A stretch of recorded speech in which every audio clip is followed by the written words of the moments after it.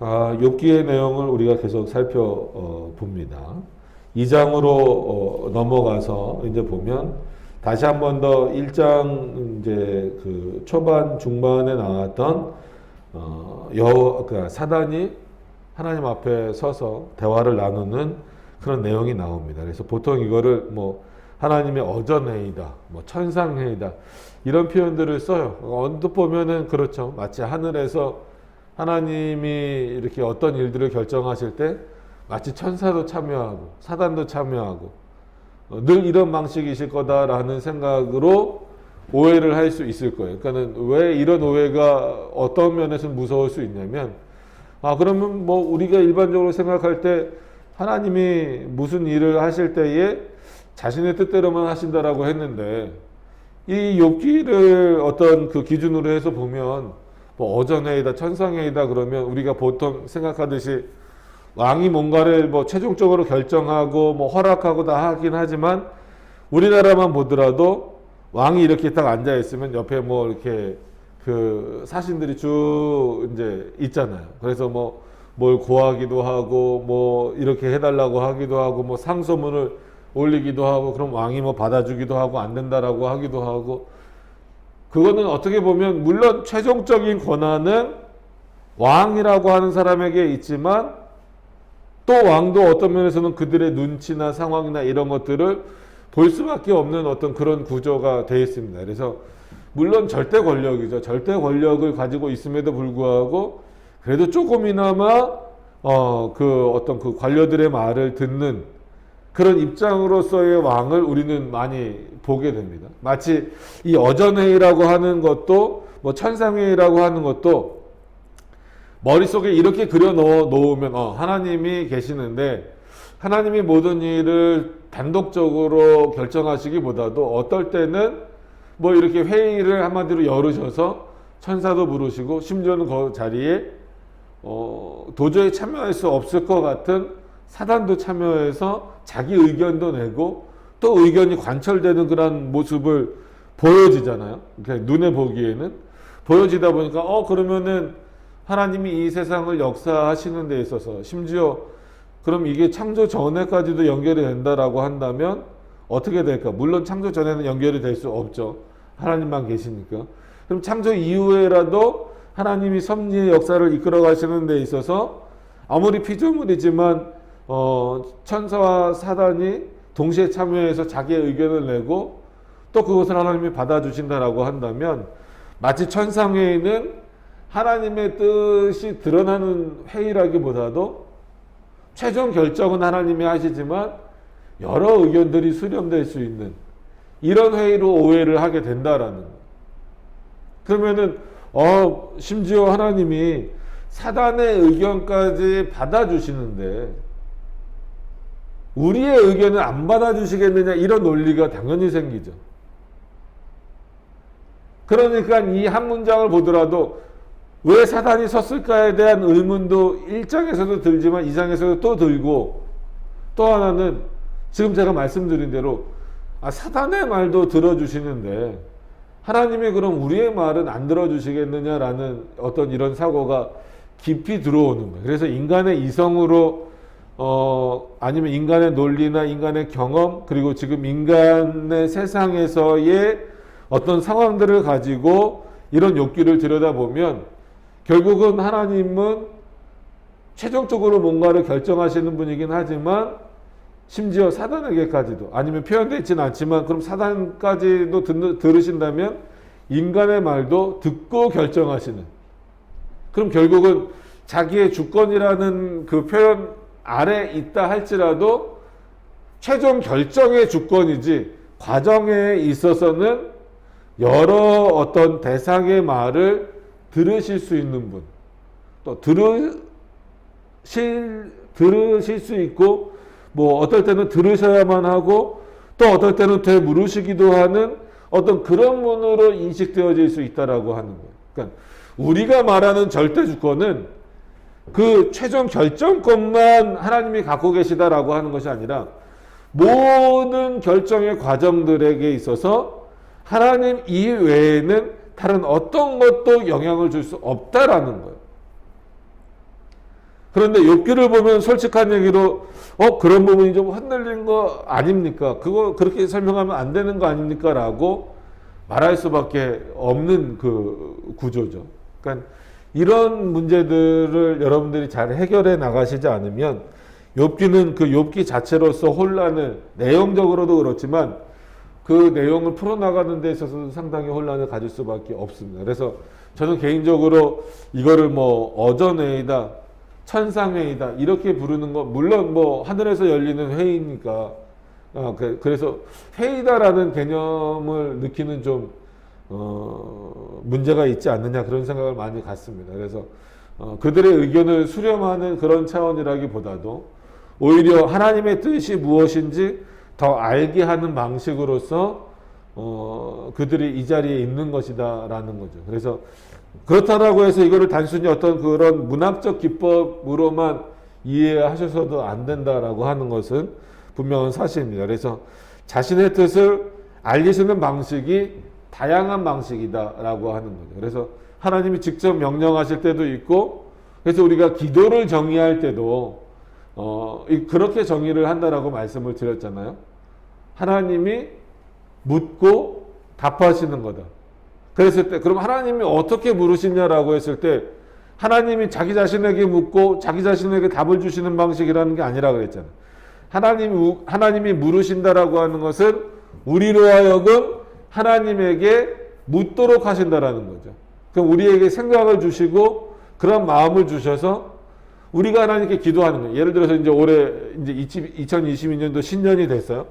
벌써 이제 세 번째 주가 되기는 했지만 사람들은 뭐 새해 다짐을 하고 또 새해 목표를 세우는 거 그거 자체가 나쁜 건 아니에요. 그거를 이제 우상처럼 무슨 뭐 우리나라는 정동진이나 이런 데 가서 뭐 비나이다 신앙으로 하는 그런 게 문제고 하나님의 말씀을 말씀 앞에 있는다 할지라도 뭐 축복의 말씀만 뽑아서 이렇게 되기를 원한다 뭐 이렇게 해주세요 이렇게 좀 잘못된 부분들이 문제지만 늘 하나님 앞에 내가 어떻게 살아가야 할 것인가를 고백하고 또 다짐하는 모습은 필요한 거예요. 반드시 또 있어야 되는 부분들이 있고 그래서 잠언에 있는 것처럼 너희가 계획하고 너희가 정한다 할지라도 그것을 이루시는 분은 하나님이시다라는 말씀이 있잖아요. 그럼 그거를 어떻게 해석해야 오늘 욥기와 연결했을 때 정상적일 거예요.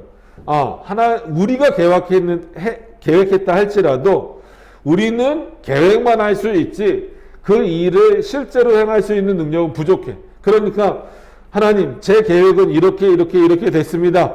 그러니까 근데 저는 부족해요. 그러니까 하나님이 제가 이렇게 계획한 것을 좀 이루어 주세요. 대부분 이 정도로 이해를 하고 있다라는 거예요. 그러니까 욥기도 그렇게 보여주는 거예요. 하나님이 최종적으로 결정은 하시지만 심지어 사단의 의견까지 수렴하시는구나. 근데 그 잠언도 그렇고 그렇게 이해하면 안 되는. 인간이 계획할지라도에서는 하나님이 그 계획을 세우도록 역사하신다는. 하나님 앞에서 올바른 계획이 세워지도록 역사하시는. 그래서 이것이 하나님 앞에서 올바른 계획이다라고 하는 것을 우리로 하여금 깨닫게 하시고 때로는 그것이 하나님 앞에서 올바른 계획이 아니다라고 하는 것까지도 깨닫도록 하시는 방식을 통하여서 우리로 하여금 하나님의 뜻이 무엇인지 깨달아지는 방식이 되도록 하기 위해서 기도하실 때 우리가 기도할 때 우리 생각대로 기도하지만 그 생각 가운데 역사하시고 우리의 입술 가운데 역사하셔서 하나님 자신이 주고자 하시는 답을 우리로 하여금 묻도록 하시는 방식이다라는 거예요. 그러면 이거는 응답의 여러 가지 방법이다라고 표현할 수도 있고 기도의 어떤 그 중요한 방법이다라고 설명할 수도 있는 것처럼 마찬가지로 하나님의 뜻을 천사에게 여기서 천사가 뭐라고 말하진 않잖아요. 그럼에도 불구하고 다 듣고 있단 말이에요. 그리고 사단에게 자신의 뜻을 알리시는 방식으로 하나님은 때로는 누구의 목적을 사용하신다? 인간의 목적을 사용하시는 것처럼. 그러니까 기도도 인간의 목적을 사용하시는 거잖아요. 여러분들이 기도하실 때에 하나님이 이렇게 기도하라고 귀에서만 알려주시지 않잖아요. 그 마음 가운데 은혜를 주시는 거예요. 그래서 기도할 때 하나님 제가 이렇게 살길 원합니다. 이렇게 살길 원합니다. 그럼 그런 마음이 내 안에서 스스로 나왔다라고만 생각하시지 마세요. 물론 내가 생각하고 내 목적입니다. 내가 이렇게 하나님을 섬기겠다라고 하는 내 신앙의 목표고 목적이에요. 근데 그것에 역사하시는 분, 그것을 사용하시는 분은 누구라는 거예요? 하나님이시다라는 거예요. 그래서 하나님이 그러면은 자신의 택한 백성들의 뜻만 그렇게 사용하시느냐라고 했을 때는 그렇지 않아요. 하나님은 택자들의 하나님이시지만 택자들에게 한정되신 하나님은 아니라는 거예요. 그러니까 이스라엘 백성들도 늘 오해했다라고 했잖아요. 여러 신들 중에 우리를 지켜주시는 분이 하나님이야. 그런데 다른 민족을 지키는 신은 다른 신이야. 그 신들 중에 하나님이 최고야. 이게 이스라엘 안에도 있었다라는 거예요. 그때 하나님이 늘 말씀하시는 게 뭐예요? 참 신은, 참 하나님은 누구밖에 없다? 나밖에 없다. 저들은 신이 아니고 다 우상덩어리고 신을 흉내내고 있는 것이고 참 신은 너희의 하나님 나밖에 없다라는 거예요. 지금도 그런 차원에서 여전히 그런 신앙을 우리가 가지고 있어야 되는 거죠. 그래서 오늘도 사단의 목적을 사용하시는 하나님으로 이해를 하셔야지. 하나님이 최종 결정을 하시지만 사단의 의견도 수렴하시는 분이라고 이해해서는 안 된다라는 거예요. 그래서 욥기를 그냥 쭉 읽어 나가다 보면 전체적인 부분들이 좀 오해가 될 수 있기 때문에 말씀을 한 번 더 드리는 겁니다. 그래서 이런 사고들을 생각하셔서 사단의 목적을, 인간의 목적을 하나님이 사용하셔서 궁극적으로는 하나님 자신의 뜻을 이루시는 것처럼 바로도 어떻게 보면은 나쁜 의도잖아요. 근데 그 나쁜 바로의 목적을 사용하셔서 10가지 재앙을 통하여서 이스라엘을 애굽으로부터 출애굽시키시는 그 목적을, 그 하나님의 뜻을 이루시는데 누구의 목적을 사용하시는 거예요? 하나님의 목적을 이루시는데 바로의 목적을 사용하시는 방식이다라는 거예요. 그럼 그건 바로의 의견을 들으시는 게 아니에요. 바로의 목적을 사용하시는 거예요. 오늘도 그런 차원으로 이해를 하시면서 보시길 바랍니다. 사단의 요구를 들어주시는 것이 아니라 사단의 목적을 사용하시는 거예요.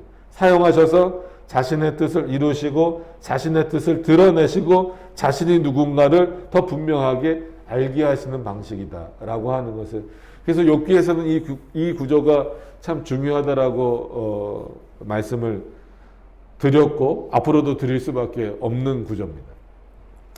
자, 이런 어떤 그 사전적인 배경들을 한 번 더 곱씹어 보시고 다시 한 번 더 이렇게 정리를 하시고 이 말씀을 보셨으면 좋겠습니다. 그래서 자, 본문으로 들어가면 또 하루는 하나님의 아들들이 와서 여호와 앞에 서고 사단도 그들 가운데 와서 여호와 앞에 서니, 이거는 단순한 어떤 그런 뭐 회의로 불러 모으셨다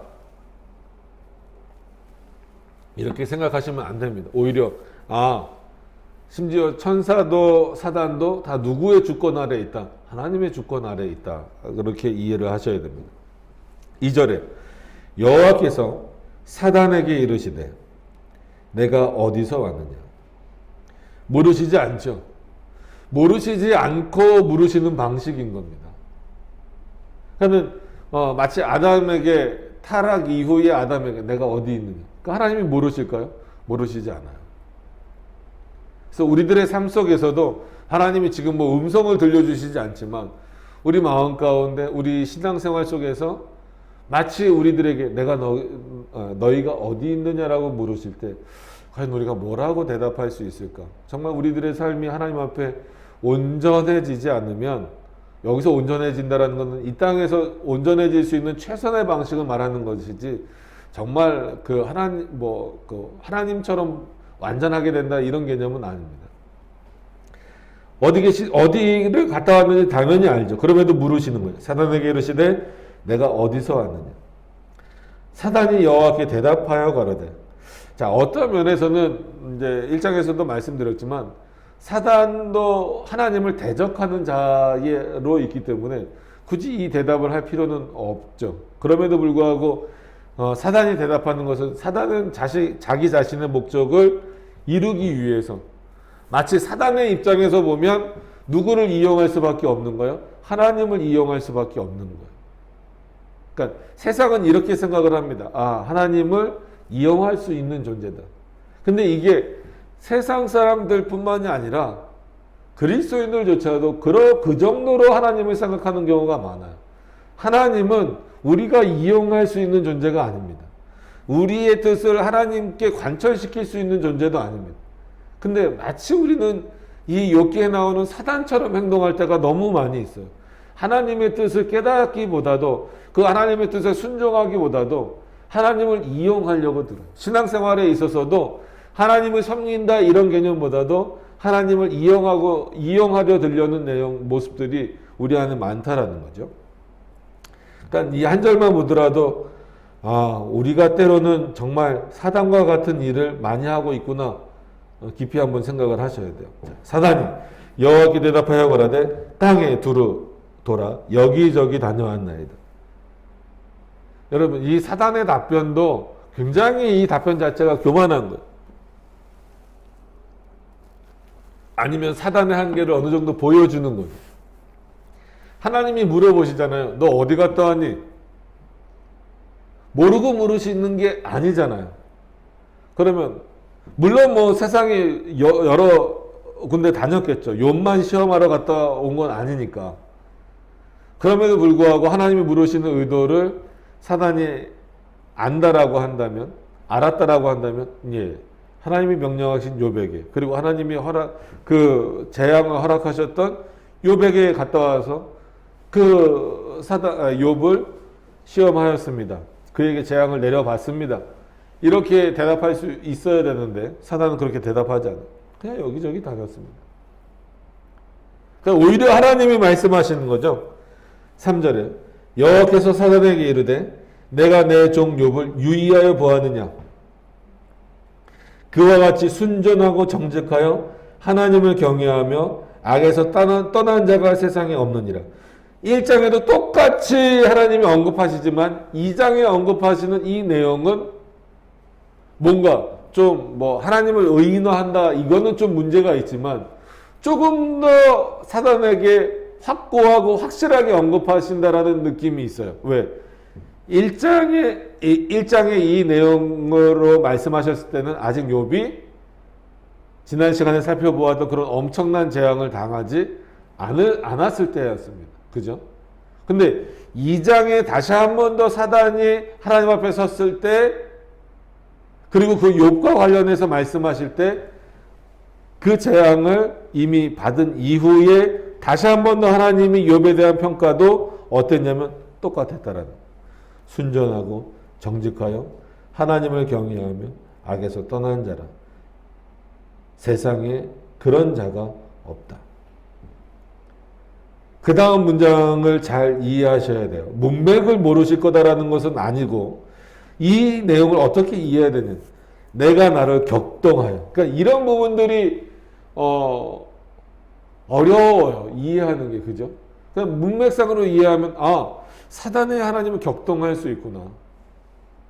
그러니까 이걸 잘못 이해하면 하나님도 우리와 똑같이 어떤 감정적으로 일하시는 분이신가? 그러니까 하나님에게 감정이 있다. 어느 정도가 아니라 그건 당연히 인정할 수 있는 부분이에요. 근데 그렇게 하나님의 감정 이런 표현들을 잘 쓰지 않는 이유는 뭐예요? 하나님의 감정이라는 것은 우리의 감정 이렇게 오전이 틀리고 오후가 다르는 이런 감정과는 전혀 다른 의미로 이해를 해야 되기 때문에 오히려 하나님의 속성 부분으로 이 부분을 이해하지 않으면 상당한 그 오해를 일으킬 수밖에 없습니다. 그래서 왜냐하면 내가 나를 격동하여 라고 했을 때에는 이후에 있는 모든 성경들에서 이스라엘 백성들이 마치 하나님의 마음을 당연히 아프시게 해드리기도 하고 기쁘시게 해드리고 하고, 그럼 그때마다 하나님이 일희일비하는 존재냐, 그렇게 돼버릴 수 있다라는, 그렇게 이해할 수 있다라는. 그래서 하나님이 이스라엘 백성들에게 진노를 내리실 때도 정말 막 격동하셔서 막 화가 많이 나셔서 그 화를 막 주체를 못해서 우리도 그럴 때 있잖아요. 너무 화가 나면 막 자기 감정이 컨트롤이 안 될 때가 있잖아요. 그래서 그 정도 화낼 게 아닌데 막 너무 화를 심하게 낸다든지. 그래서 그 결과가 뭐 자녀들에게도 막 그냥 조금 화내고 끝낼 거를, 아니면 그 잘못에 대한 지적을 하고 끝낼 것을 막 과도한 처벌로 막 가게 되든지, 그럼 나중에 그거 너무 과했다 뭐 이런 평가를 받게 되잖아요. 그런 것처럼 우리도 하나님에 대해서 자칫 잘못하면 그렇게 생각할 수 있다라는 거예요. 그렇지 않습니다. 여기서 말하는 것은 내가 나를 격동하였다라고 하는 것은 하나님이 이제 그렇게 표현하시는 것뿐이지, 그것을 이제 오해해서 실제로 하나님이 사단에게 격동되셨다. 그러면 지금도 그러실 수 있는 분이라는 엄청난 결과가 나오는 거예요. 여전히 사단의 목적은 이때나 지금이나 어떨까요? 똑같죠.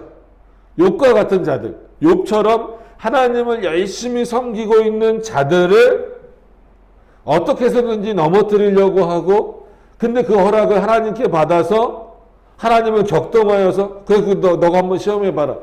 늘 이런 논리로 가는 것처럼 이해할 수밖에 없어요. 근데 그렇게 생각하시면 오히려 하나님을 잘 섬기는 게 우리에게는 불안감으로 다가올 수 있다라는 거예요. 이 욥기를 보시면서 그렇게 이해하시면 안 됩니다. 야, 이렇게 잘 섬기면 오히려 나도 욥처럼 사단 때문에 엄청난 재앙에 휩싸이는 거 아니야? 하나님이 격동되셔서 그렇게 이해하면 안 됩니다. 이거는 어떤 욥이라고 하는 인물을 통하여서 하나님의 뜻을 어떻게 드러내고 또 하나님 앞에서 우리가 어떻게 살아가야 하는가를 보여주는 것. 그리고 오히려 사단의 이런 뭐라 그럴까요? 직접적인 눈에 보이는 재앙이든 눈에 보이지 않는 재앙이든 이런 재앙들을 어떻게 우리가 견디며 그런 과정 가운데 하나님의 백성으로 서 있어야 하는가를 보여주는 차원으로 욥기를 이해하셔야 된다라는 거예요. 그런 차원에서 내가 나를 격동한다라고 하는 이 표현도 문맥상으로 보면 하나님이 실제 격동되신 것 같지만 사단의 뜻을 사용하시는 방식으로 나온 그런 표현으로 이해를 하셔야 된다라는 겁니다. 그래서 이 말씀을 드리고 싶었어요. 왜냐하면 오해하실까봐. 오해하는 경우도 실제로 너무 많이 있고. 그래서 내가 나를 격동하여 까닭 없이, 그 다음에는 참 우리가 중요하게 봐야 됩니다. 까닭 없이 그를 치게 하였어도. 그러니까 이런 부분들이 오해되는 것이 아니라 이해가 좀 안 되긴 하죠. 어떤 면에서는 이해가 안 됩니다. 하나님이라면 하나님이 저 욥을 그렇게 칭찬하셨는데 저 욥이 분명히 하나님에게 물질의 축복, 자녀의 축복을 다 받았기 때문에 저가 저렇게 하나님을 잘 섬기고 있는 것이지, 만약에 저에게 물질도 없고 자녀도 없고 이렇다라고 한다면 저가 하나님을 잘 섬기고 그 앞에서 순전할 이유가 뭐가 있겠습니까? 이렇게 말한 것에 대한 결과였잖아요. 하나님의 사단이 욥을 시험하고 재앙한 그런 내용들이. 그랬을 때 하나님께서 뭐라고 말씀하시냐면, 그래, 그러면은 너가 한번 마음대로 해봐라. 그의 몸은 건들지 말고 네가 원하는 대로 마음대로 한번 그를 시험해봐라. 그거는 뭐예요? 욥이 잘못했다라기보다도 욥에게 있어서는 어떤 차원이에요? 이유가 없는 거예요. 고난을 당할, 재난을 당할 이유가 없는 거예요. 하나님이 그걸 아시는 거예요. 이걸 가지고 욥은 뭐 원죄가 없다, 욥은 살아가면서 아무런 죄도 지지 않았다, 그렇지 않습니다. 인간은 아무리 완벽해 보이고 순전해 보이고 온전해 보이고 하나님이 그를 의롭다 칭하신다 할지라도 여전히 이 세상 가운데에서는 죄 가운데 있을 수밖에 없어요. 그러니까 하나님의 은혜 가운데 당연히 있는 거죠. 그럼에도 그 죄로부터 완전히 자유로워질 수는 없는 그런 존재잖아요. 그러니까 욥도 기본적으로 늘 날마다 제사를 드렸던 이유가, 자녀들뿐만이 아니라 자신을 위해서 제사를 드렸던 이유가 근본적으로 그 마음 가운데 있는 악함을 본인이 알고 있는 거예요. 우리 그리스도인들도 마찬가지입니다. 하나님의 은혜가 얼마나 풍성한가를 날마다 확인하며 느끼며 살아가고 있는 거예요. 이 시간에 나와서 예배 드리는 것도 하나님의 은혜에 감사하는 마음으로 드리는 겁니다. 그럼에도 불구하고 여전히 우리는 때때로 그 순간순간마다 생각으로든 말로든 행동으로든 하나님의 뜻과는 어긋나고 하나님의 뜻과는 대치되는 일들이 우리 안에서 수없이 많이 일어나고 있다라고 하는 겁니다. 그것을 아시면서도 근데 그것이 그 정도가 형벌의 원인이라고 보기는 어려울 수도 있다라는 거예요. 그런 차원에서 볼 때 까닭 없이 그를 치게 하였다라는 거예요. 그러니까 때로는 우리에게 일어나는 일들 중에 물론 모든 것을 다 하나님의 뜻과 연결하는 것은 당연한 거지만 까닭을 찾기 어려운 부분들도 있다라는 거예요. 왜 이런 일이 일어났을까? 물론 우리 편에서는 내가 무슨 잘못이 있을까? 내가 어떻게 더 하나님께 하나님을 열심히 섬겨야 될까? 이 생각을 하는 건 당연한 겁니다. 그 생각 자체를 하시지 말라는 건 아니에요. 그럼에도 불구하고 그것이 너무 그 내 자신에 대한 그 분노 그리고 하나님에 대한 분노로 이어지지 않도록 조심하셔야 된다라는 겁니다. 여기서는 늘 뭐라고 생각을 하셔야 되냐면 그래서 그냥 문맥 그대로 까닭 없는 고난이 주어질 수 있다라는 거예요. 그럼 왜 그럴까요? 여기서만 보면 어떤 그 사단과의 관계에서 하나님 그렇게 하셨다라고 그냥 딱 그 핑계, 우리는 또 그렇게 핑계를 댈 수 있지만 이제 그 비슷한 답은 10절에 나오죠. 10절 이제 다음 주에 볼 거지만 한번 그 보면 10절에 보세요. 그가 이르되 그의 말이 어리석은 여자 중 하나의 말 같도다. 우리가 하나님께 복을 받았은즉 재앙도 받지 아니하겠느냐. 다음 주에 좀 더 자세히 설명을 드리겠지만 욥은 이것을 알고 있었어요. 복을 주시는 분도 누구다? 하나님이시다. 재앙을 주시는 분도 누구다? 사단이 아니라 누구다? 하나님이시다. 그게 사단을 통한 것이든 사단의 목적을 사용하신 것이든 우리의 죄악 때문이든 어떤 이유에서든지 하나님은 복을 주실 수도 있고 재앙을 주실 수도 있다. 그러면 까닭 없이 저 욥을 그렇게 순전한 욥을 고난 가운데 몰아넣으셨어요. 우리는 그것에 대해서 이해를 못하고 때로는 하나님에게 욕기를 보면서 분노감까지 느낄 때가 있어요. 어떻게 하나님이 이렇게 하실 수가 있습니까? 근데 놓치는 부분은 뭐예요? 반대로 우리가 받는 은혜에 있어서는 까닭이 있습니까? 우리는 있다고 생각하는 게 우리의 교만함으로 흘러가는 거예요. 인간의 공로주의로 흘러가는 거예요. 여러분 우리가 하나님 앞에 은혜를 받아야 될 이유는 뭐가 있을까요? 예배 잘 드리니까? 이런 코로나 시대에도 열심히 대면 예배 드리니까? 기도하니까? 헌금하니까? 세상의 생활들을 절제해서 술도 안 먹고 담배도 안 피고 그런 자리에 안 가니까? 그게 은혜 받는 까닭이 됩니까? 구원받는 까닭이 됩니까? 조건이 됩니까? 여러분 우리는 냉정하게 얘기하면 하나님의 은혜를 받을 만한 조건이 안 되는 사람들이에요.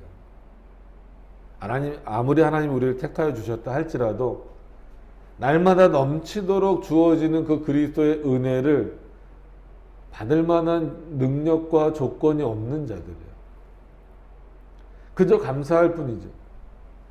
그래서 이 욥의 이제 다음 주에 보는 내용이지만 욥의 이 그 고백은 상당히 중요한 겁니다.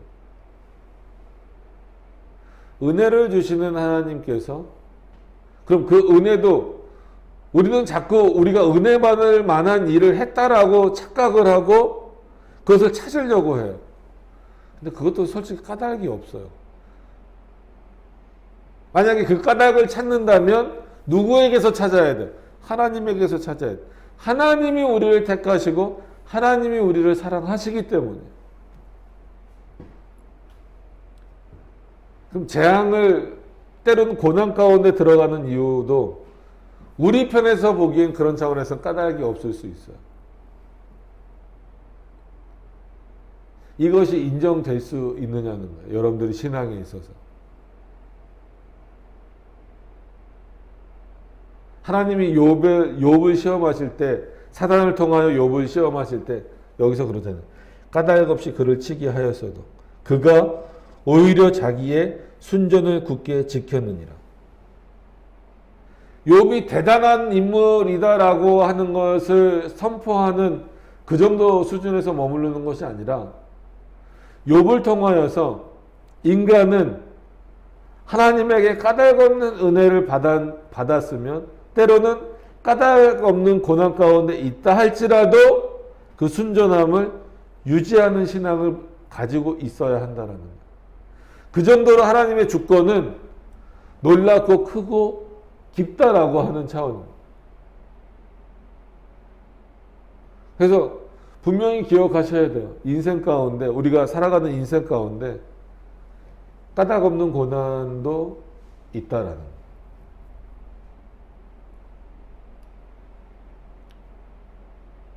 거기에서 왜 그랬을까라고 하나님 앞에 힐문하듯이 따지지 마세요. 참 어려운 문제입니다. 우리가 지난 시간에 살펴본 것처럼 자기 재산도 엄청나게 손해를 보고 그 7명의 자녀들이 다 죽어나가는 모습을 봤을 때 도대체 무슨 까닭에 이런 일이 나에게 일어납니까? 라고 묻고 묻는 게 아니죠. 거의 따지듯이 하나님 앞에 할 수밖에 없는 게 보통 인간의 모습인데 욥은 그러지 않았다라는 거예요.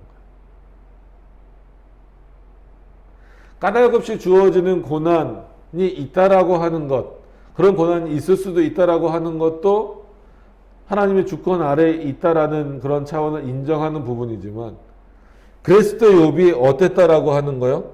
순전했다라는, 여전히 그 순전함을 지켰다라고 하는 거예요. 그러면은 여러분 여기서는 까닭 없이 그를 쳤다라는 것만 나오지만 오히려 그가 즉 욥이 자기 자신의 순전을 굳게 지켰다라는 부분에 초점을 더 맞춰보면 욥 스스로가 자기의 순전함을 지킬 수가 있을까요? 없어요. 없다라는 그 하나님에 대한 지식, 그리고 우리에 대한 인간이 누군가에 대한 지식을 분명히 안다면, 그래서 칼빈도 기독교 강요에서 하나님이 누구신가를 알면 인간이 어떤 존재인지 알고, 반대로 인간이 어떤 존재인가라고 하는 것을 알면 하나님이 누구신가를 알 수밖에 없다라는 거예요. 그러면 욥이 이런 순전함을 지킬 수 있었던 것은 누구의 역사가 있는 거예요? 하나님의 역사가 있는 거예요. 그를 지키시고 그의 마음을 지키시고 그의 신앙이 흔들리지 않도록 붙잡아 주시는 하나님의 은혜가 있는 거예요. 그럼 우리는 까닭 없는 고난만 생각하고 있는데 욥이 자신의 신앙을 지키는 것은 또한 까닭 없는 하나님의 은혜다라고 하는 것은 생각하지 못한다라는 거예요. 본문에 그런 내용이 나오지 않았습니까? 어디 은혜가 주어졌다라고 나왔습니까? 욥 스스로가 지킨 거지. 여기서 우리의 신앙이 흔들리기 시작하면은 문제가 생긴다라는 거예요. 그래서 여러분 그 성경을 해석하는 데 있어서 교리가 중요한 이유는 여기 있는 겁니다. 성경은 결국 우리가 볼 때 해석이 중요한 거잖아요. 오히려 이게 그렇게 해석되면 안 된다라는 거예요. 하나님은 사단과의 관계에서 까닭 없이 욥을 치셨는데 욥은 억울함에도 불구하고 욥 스스로가 가지고 있는 믿음으로 잘 이겨냈다. 그럼 하나님은 뭐가 돼요?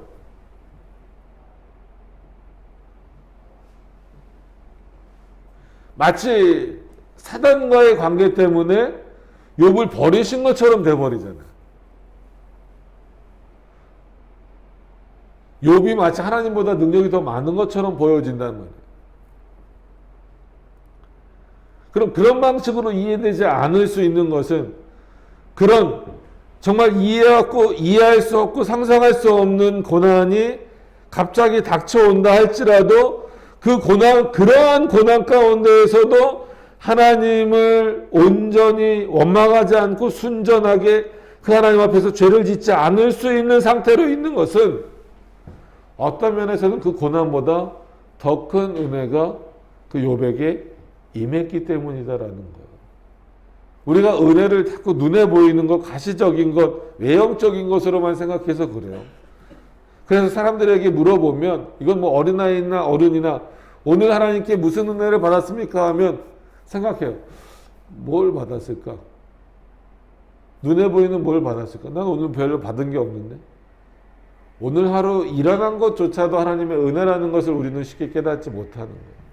여러분, 오늘 우리가 이제 설교 전에 구약 성경도 읽었고 신약 성경도 읽었잖아요.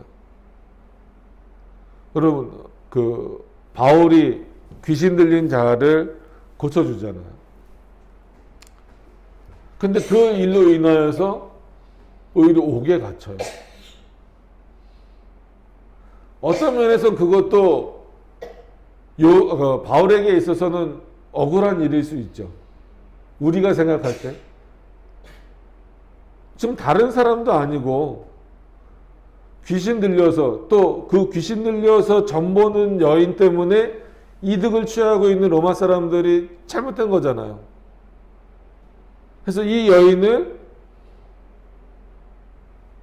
귀신을 내쫓는 일을 통하여서 정상적으로 만들어 주었는데, 물론 그건 바울이 능력이 아니지만 어쨌거나 그렇게 했는데 그 일로 인하여서 옥에 갇혔어요.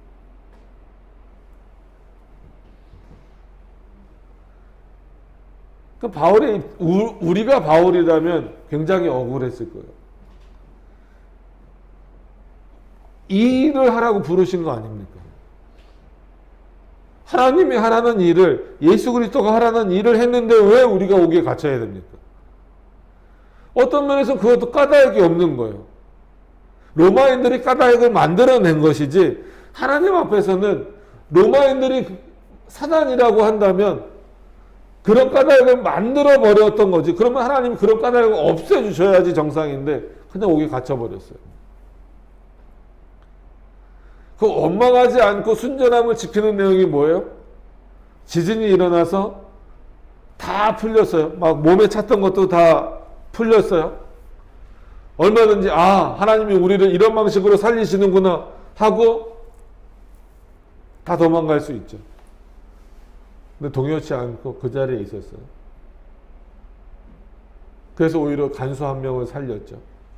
간수 한 명만이 아니라 그 가정을 살렸죠. 그럼 왜 바울이 나가지 않았을까요? 그럼 잘 생각해 보세요. 그래, 하나님이 우리가 옥에 갇힌 것을 보시고 참 마음이 아프셔서 오늘 이 표현대로는 그 마음을, 그 옥에 갇힌 것이 그 하나님의 마음을 격동시켜서 우리를 자유케 하시려고 큰 지진이 일어나게 하셔서 깊은 감옥이라고 그랬어요. 깊은 옥이라고 그랬어요. 그죠? 사도행전 16장에 보면 깊은 옥에 갇혔다 그랬어요. 그럼 하나님의 마음이 격동되셔서 우리가 옥에 갇힌 것을 그냥 보기 힘드시니까 그런 지진을 통하여서 자, 너네 빨리 나가라. 빨리 도망가라. 그래서 너희 생명을 지켜라. 이렇게 우리를 도와주시는구나 라고 생각하고 나갈 수도 있어요. 근데 바울이 나가지 않잖아요. 물론 거기는 뭐 오늘 욥기와는 좀 또 다른 내용들이 있지만, 왜 그런 예를 들어드리냐면, 그런 바울에게 있어서 바울이 갖고 있는 신앙이 뭘까? 바울의 뜻이 뭘까? 바울이 뭐를 깨달았기 때문에 옥이 다 열렸는데도 나가지 않았을까라고 합니다. 하나님의 뜻을 분명히 깨닫고 있는 거죠. 하나님이 어떻게 역사하시는, 그리고 그렇게 까닭 없이 옥에 갇혔고 억울하게, 까닭 없이라기보다도 억울하게 옥에 갇혔음에도 불구하고 단순히 우리는 그 앞에 것만 생각하는 경우가 많아요. 옥에 갇혔으니까 이 옥에서 탈출하게 해주세요. 그래야 내가 하나님의 일을 더 많이 하죠. 조금 단순한 것을 넘어서서 하나님의 뜻을 오해하는 방식입니다. 하나님의 뜻은 그렇게 이루어지는 게 아니에요. 바울이 있어야만, 좀 냉정하게 표현하면 바울이 있어야만 하나님의 일을 할 수 있는 건 아닙니다. 하나님의 일을 하다 옥에 갇힐 수도 있다. 그럼 그런 마음을 바울에게 주신 분은 누구라는 거예요? 하나님이시라는 거예요. 그래서 당장 이 옥문이 열렸을 때 내가 나가지 않아도 하나님은 우리를 건져내실 것이다라고 하는 그런 믿음이 있었다라고 하는 거예요. 욥에게 있어서도 마찬가지잖아요. 지난 시간에 우리가 참 이해하기 어려운 부분입니다라고 말씀드린 것처럼 21절에 20절부터 다시 한번 보시면 그런 환난을 다 당했어요. 했을 때 욥이 일어나 겉옷을 찢고 머리털을 밀고 땅에 엎드려 경배하며 가로되 내가 모태에서 적신이 나와 싸운즉 또한 적신이 그리로 돌아갈지어다. 주신 자도 여호와시요 취하신 자도 여호와시오니 여호와의 이름이 찬송을 받으실지니.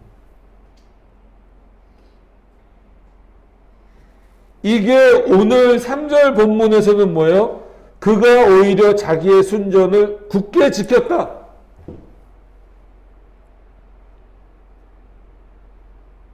그럼 사단은 재앙을 주고 하나님을 믿음은 은혜를 주셨다. 이런 방식은 아니란 말이에요. 1장 후반절에 보면 사단이 자신의 목적을 가지고 욥을 시험을 한 것처럼 보이지만 궁극적으로 그건 누구의 허락 가운데 있는 거야? 하나님의 허락 가운데 있다라고 하면 오늘 3절에 보면은 악을 떠난 자가 나를 격동하여 까닭 없이 그를 치게 하였어도 내가 그에게 이유 없이 고난을 내렸지만 그는 순전함을 지켰다. 무엇 때문에 지켰느냐? 누구로 인하여 지켰느냐? 하나님 때문에 지켰다. 하나님으로 인하여 지켰고 내가 주는 능력으로 이겨냈다라고. 이 본문을 이렇게 이해하지 않으면 여러 가지 대립 구조들이 생겨날 수밖에 없습니다. 욥기가 어려운 부분이 이거예요. 단순히 감정을 이입해서 야 어떻게 이런 재앙을 당했는데 하나님을 원망하지 않을 수 있지? 아니면 하나님이 어떻게 사단의 말을 듣고 그렇게 순전한 욥을 치실 수가 있지? 이런 너무 감정적인 접근으로 가시면 안 됩니다. 하나님이 여기서 뭘 말씀하고자 하시는가? 그리고 사단은 그러면 뭘 계속해서 대변하고 있는가? 끊임없이 인간의 사고를 오히려 대변하고 있는 게 사단이에요. 그럼 여기까지 듣고 사단이 수긍하질 않아요.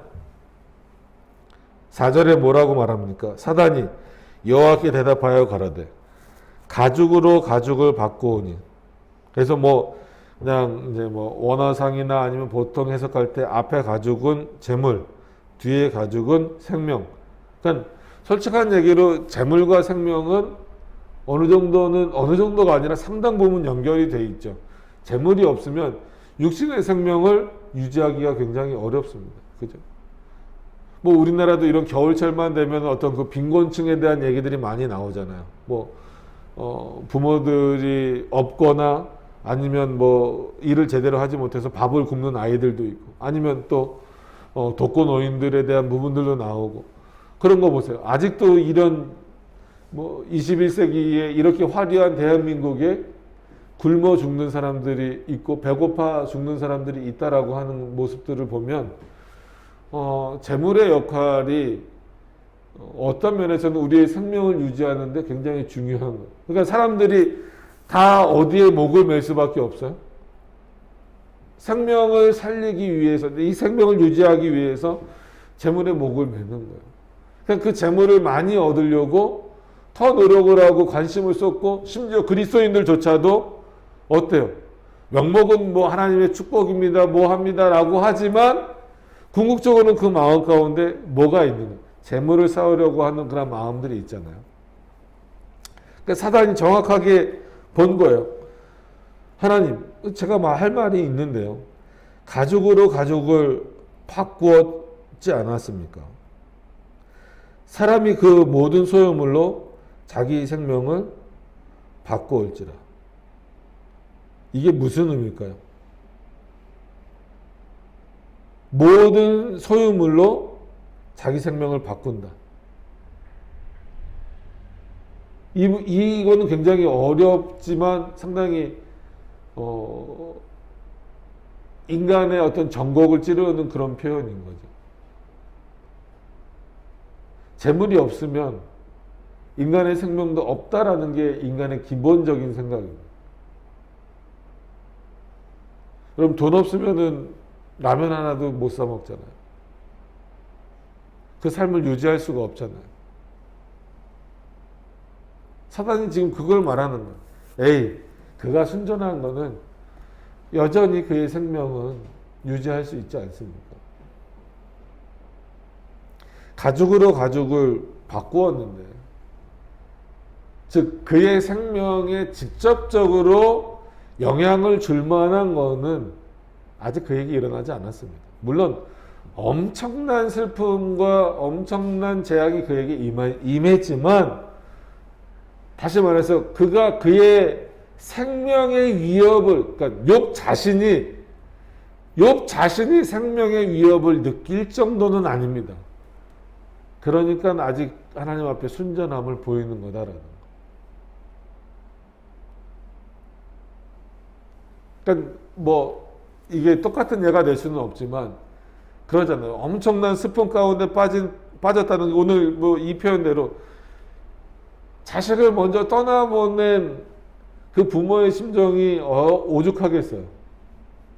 그래서 뭐 저도 장례식장 뭐 굉장히 많이 다녀봤지만 그 중에는 자녀를 잃은 경우도 많습니다. 어린 자녀를 잃은 경우도 있고, 아니면 뭐 나이가 어쨌든 건 간에 자식을 먼저 앞세운 그 부모의 심정은 참 이루 말할 수 없죠. 근데 보면은 그 장례를 치를 동안에는 못 드시는 분들도 많이 있어요. 그래서 얼마나 슬픔에 많이 빠져 있을까 해서 이제 나중에 뭐 다시 찾아가거나 연락하거나 이랬을 때 보면 뭐 여전히 그 슬픔은 이루 말할 수 없죠. 근데 살아 있어요. 그게 잘못됐다라는 게 아니라, 그럴 때 늘 하는 말이, 우리가 다 알고 있는 표현입니다. 산 사람은 살아야죠. 욥도 그 마음이 얼마나 아팠을까요? 그러니까 하나님 앞에서 순전함을 유지하는 것과는 별개의 문제로 욥도 그 마음이 얼마나 아팠을까요? 그렇다라고 해서 따라 죽을 수 있습니까? 물론 뭐 따라 죽는 경우도 간혹 우리가 뭐 뉴스나 이런 거를 통해서 봅니다. 그러나 참 신자의 모습으로서는 그럴 수는 없는 거죠. 여전히 그 슬픔이 있어도 살아가는 거예요. 그러니까 사단도 그거 아는 거예요. 아주 힘들지만 가죽으로 가죽을 바꿨을 뿐이지 그의 생명은 여전히 남아있지 않습니다. 그래서 사단이 그 다음에 요청하는 게 뭐예요? 이제 주의 손을 펴서 그의 뼈와 살을 치소서.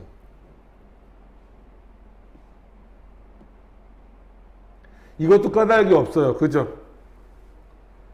까닭 없이 또 해달라는 거예요. 누구를 향해서? 욥을 향하여서. 1장에 나왔던 재앙은 뭐예요? 욥 주변에 일어난 재앙입니다. 그죠? 뭐 욥과 직접 관련돼 있긴 있죠. 자식이니까 관련돼 있고 욥의 재산이니까 욥과 직접 관련돼 있지만 그런 차원이 아닌 어떤 생명이라고 하는 개별체적인 입장에서 보았을 때에는 욥 주변이죠. 그죠? 욥 자신은 아니란 말이에요.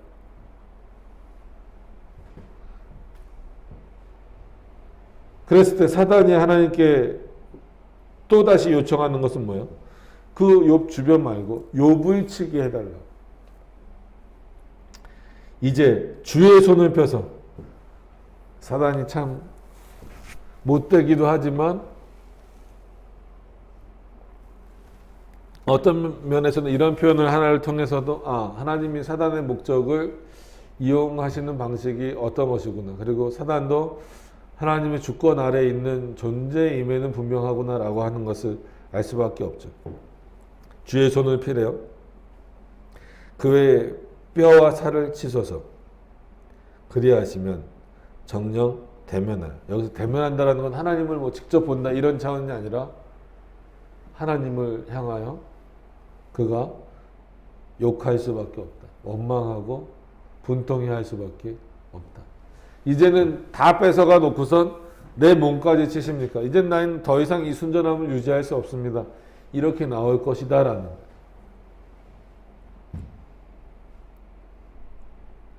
그래서 6절에 하나님이 또 들어주세요. 여호와께서 사단에게 이르시되 내가 그를 내 손에 붙이노라. 이게 어떤 면에서는 되게 무서운 표현이잖아요. 우리가 하나님 손에 붙어 있어야 되는데 하나님이 욥을 사단 손에 붙이셨다. 어디까지? 1장에서는 어디까지? 욥 주변에 있는 것을 해하는 것까지 붙이셨어요. 2장 초반에는 직접 욥을 해하는 것까지 붙이셨어요. 근데 뭐는 하지 마라. 오직 그의 생명은 해하지 말라. 당연히 얻어내야 되는 결론적인 이 표현에 대해서 결론적인 내용은 뭡니까? 생명의 주인은 누구이시다? 하나님이시다. 그러면서 여기서의 목적은 뭡니까? 욥을 죽이는 게 목적입니까? 욥이 하나님을 욕하게 만드는 게 목적입니까? 사단의 목적이. 욥이 하나님을 욕하게 만드는 게 목적이에요. 그럼 그래서 우리가 늘 생각하는 게 종교개혁의 모토 중에도 하나였고 우리 신앙생활에 있어서도 문제지만 중요한 내용이지만 견디는 게 죽는 것보다 어떤 면에서는 더 어려운 거예요.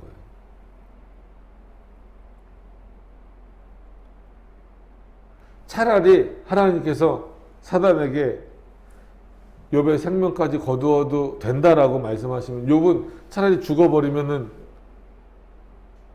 하나님을 욕할 수 없겠죠. 근데 죽진 않아요.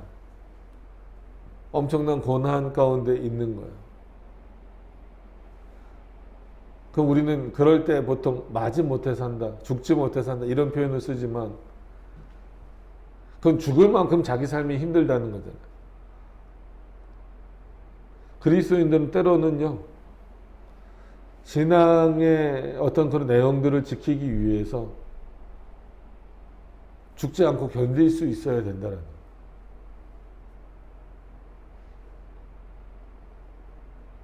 욥이 이 순전함을 어디까지 지킬 수 있을까에 대한 문제예요.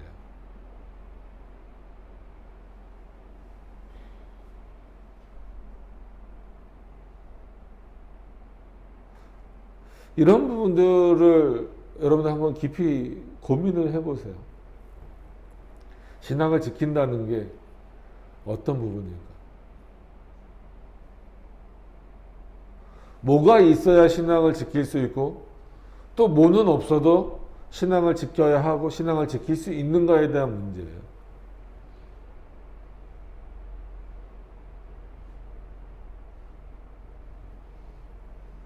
어떻게 보면 욥기 1장부터 이어지는 내용에서는 인간이 하나님께 영광을 돌릴 만한 내용들, 또 인간이 하나님께 이것을 꼭 지켜주세요라고 할 만한 내용들을 지금 다 싹 걷어가고 있는 거예요. 그러면 우리는 하나님을 원망할 수 있는 조건이 생기는 거냐? 그런 까닭이 생기는 거냐예요.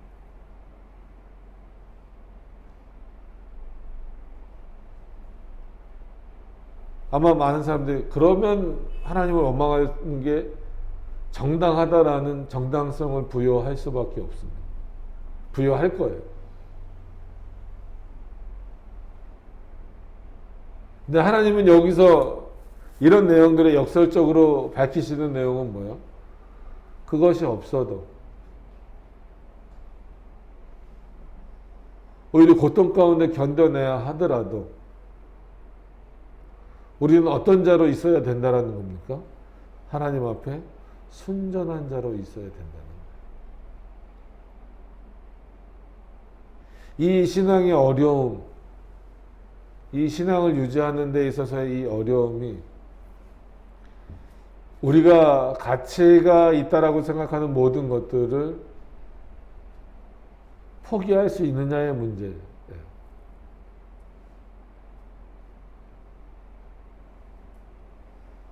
그러니까 하나님을 섬기는 데 있어서 뭐가 있어야 되는가를 자꾸 우리는 생각을 해요. 여러분, 왜 하나님을 섬깁니까? 라고 물어보면 이것도 있고 이것도 하나님이 주신 거고 이것도 하나님이 주신 거기 때문에 난 하나님을 섬깁니다. 그럼 그것이 없으면 그럼 안 섬기죠. 이게 인간의 기본적인 생각이에요. 그냥 적신으로 나왔다라고 하는 것처럼 하나님이 나를 택하셨다라는 것, 하나님이 나를 존재케 하셨다라는 것만으로 하나님을 섬길 만한 이유가 안 되는 경우가 너무 많다라는 거예요. 하나님이 주신 것을 누리는 것은 당연한데 그 누리는 것이 당연하다 보니까 하나님이 그것을 반드시 주셔야만 되는 것처럼 생각하는 그 인간에게 있어서 그 누려야 되는 것을 걷어가시면 마치 뭐보다도 더 앞서버리는 거예요. 걷어가시는 게 내가 존재케 되는 그 은혜보다도 나를 택하셨다라고 하는 그 은혜보다도 어디에 더 집중하고 있었다라고 하는 것을 보게 되는 거예요. 나에게 주어지고 내가 누리고 있었던 것에 더 집중하고 있었다라고 하는 것을 보여주는 거예요. 하나님이 나를 창세전에 택하셨다라는 것보다 이 땅에서 풍족하게 사는 것, 내 자녀가 잘 되는 것이 하나님을 섬기는 목적이 됐다라는 것. 하나님이 나를 존재케 하시고 내 존재를 유지케 하신다라는 것보다도 하나님이 나에게 주시는 재물이나 명예나 이런 것들이 하나님을 섬기는 근본적인 원인이, 근본적인 이유가 됐다라고 하는 것을 부정할 수 없다라는 것. 없게 돼버렸다라는 거죠.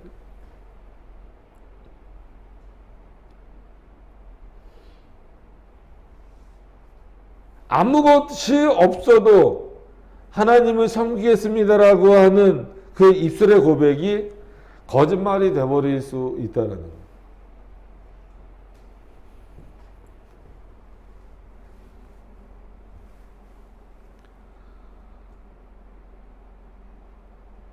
쉽지 않죠, 이 욥기가.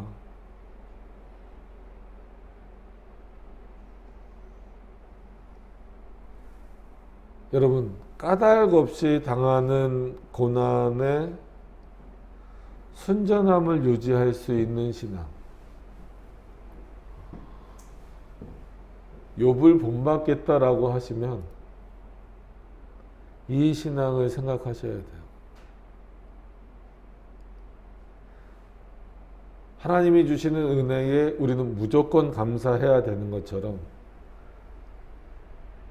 생각지도 못한 고난에 빠지게 된다라고 했을 때에도 까닭을 찾지 않고 여전히 그저 하나님 앞에 순전한 자의 모습으로 자기의 신앙을 지켜나갈 수 있는 것. 어렵지만 마땅히 그래야 한다라는 거예요.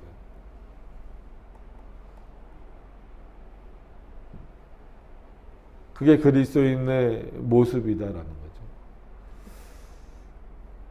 그건 어려운 문제예요. 세상의 모든 이치와 논리를 뒤집어 엎는 거니까. 앞으로의 전개될 내용도 이 문제를 갖고 계속 싸우는 거예요. 욥의 친구들하고. 욥이 거기 휘말리기도 하고 또 변증하기도 하고, 친구들은 계속해서 너가 이렇게 형벌을 당한 까닭이 있다라고 주장을 하고, 욥은 아니다라고 주장을 하고. 근데 하나님은 나중에 평가는 너네 다 틀렸다 이거.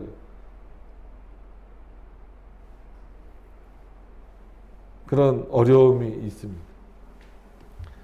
천천히 앞으로 또 진행되어지는 과정을 통해서 이 욥기를 통하여서 자신의 뜻을 드러내시는 그 분명한 하나님의 뜻을 확인해 가셨으면 좋겠습니다. 그래서 오늘 결론이라고 하기는 그렇고, 우리가 인생에 있어서 까닭 없는 일들에 대해서도 흔들리지 않으셨으면 좋겠다라고 하는 마음을 우리가 다시 한 번 더 말씀드리면서 오늘 말씀을 마무리하도록 그렇게 하겠습니다. 기도하도록 하겠습니다.